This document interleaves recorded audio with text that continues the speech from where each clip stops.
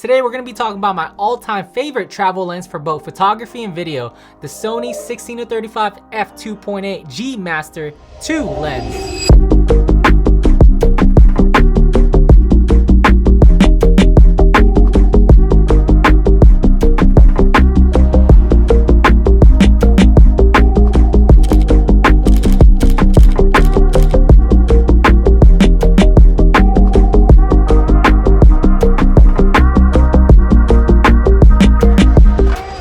So versatility is key when you're constantly on the move, and the focal length range of 16-35mm allows you to capture everything from vast landscapes to intricate architectural details without changing lenses. This lens has been my main content creation as it is wide enough for vlogging and getting establishing shots, as well as being tight enough at the 35mm end to shoot environmental portraits, and that wide aperture of 2.8 allows you to film in low light situations, which is great because I don't have to bring lights on my trips. When it comes to image quality, the Sony 16-35 f2.8 GM2 does not disappoint. Its sharpness across the frame, even at the widest aperture of f2.8, is truly remarkable. The colors are vivid and the detail is excellent across the frame. It has an aperture range of f2.8 to f22, allowing for excellent control over depth of field. I would say that 90% of my travel photos have been taken using this lens. Durability is another major factor making this lens perfect for travelers.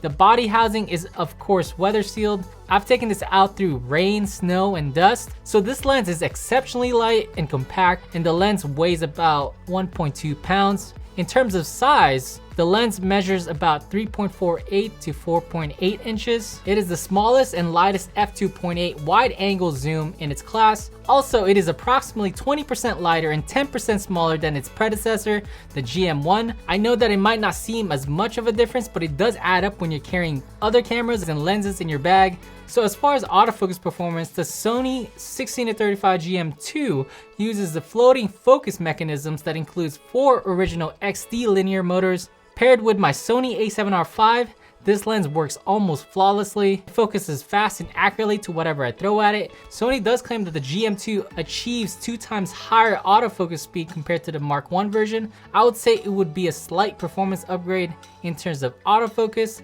as I do think that the version 1 still performs really well.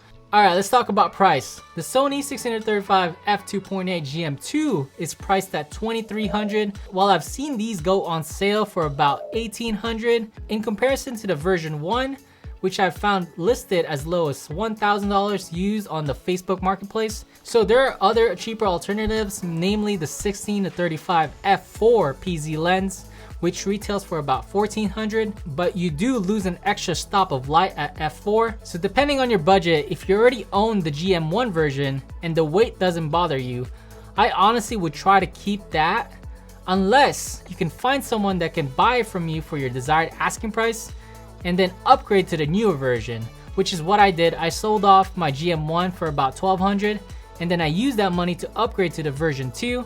But if you don't already own the GM1, then I would just save up for the version 2. It would perform much better, especially with the newer Sony camera bodies with AI autofocus features. But for me, what makes the Sony 16-35 f2.8 GM2 truly exceptional is not just the specs, but how it makes me feel while shooting.